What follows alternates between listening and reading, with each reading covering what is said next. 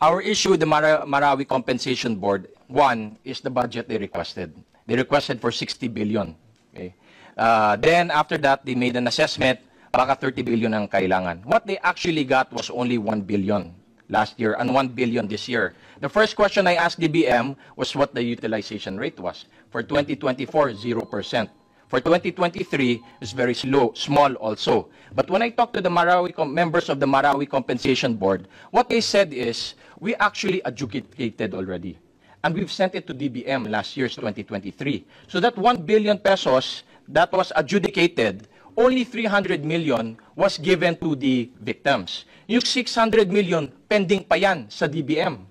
And unfortunately, I don't have the privilege of asking that again. So I'd like to appeal, since the Commission on Human Rights is acting like a big brother, when it comes to the Bangsamoro Autonomous Region,